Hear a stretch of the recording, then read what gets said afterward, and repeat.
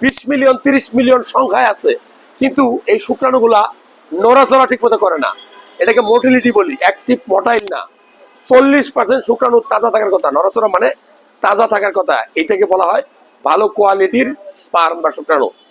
এখন এই যে সংখ্যায় যদি কম হয় অথবা বেশিরভাগ মরা হয়, মরা নড়াচড়া করতে পারে না, তাহলে আপনি ধরে নেবেন সেই শুক্রাণুর কোয়ালিটিটা ভালো না। সেক্ষেত্রে বাবা হওয়াটা টাফ হবে, কষ্টের হবে।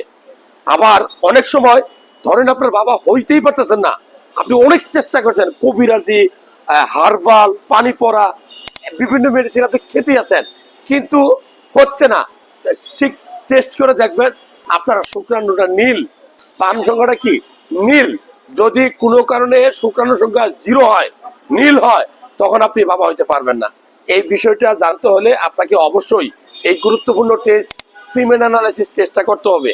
আপনি সিমেন্ট কেন খারাপ হয়, কেন সিমেন্টের পরিমাণ কমে যায়, কেন সিমেন্টটা পাতলা হয়, অনেকে বলে যে বীর্য পাতলা, অনেকেই বলে যে শুক্রাণুর কোয়ালিটি ভালো না।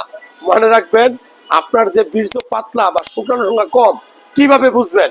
এটা বুঝবেন এভাবে যে আপনার হাজবেন্ড ওয়াইফের প্রতি মিলামেশার আগ্রহ কমে যাবে। আগে যদি সপ্তাহে 3-4 বার যাইতেন, এখন 1 বার 2 বার আপনি যাইতে ইচ্ছা করে না। আর আরেকটা কথা বলি, যখন আপনি আপনার ইজাকুলেশন হবে, ধরেন আপনি স্বামী স্ত্রী মিলামেশা করছেন বা মাস্টারবেশন করছেন, আপনি লিকুইড সিমেন্টে দেখবেন যে অনেক বেশি ওয়াটারি, পাতলা পানির মতো। এটা কিন্তু একটা লক্ষণ। আপনি আপনার শুক্রাণুর কোয়ালিটি খারাপ কিভাবে বুঝবেন? আপনি অনেকদিন বিয়ে করছেন, আপনার বাচ্চা হচ্ছে না, কোনো পদ্ধতি ব্যবহার করতেছেন না, ঠিক তখন আপনি বুঝবেন যে আপনার এই শুক্রাণুর পরিমাণটা কম থাকতে পারে। ঠিক তখনই আপনি শুক্রাণুর টেস্টটা করবেন। যাই হোক, যারা ভিডিওটা দেখলেন, আমি বলবো বন্ধ্যাত্ব রোগের চিকিৎসা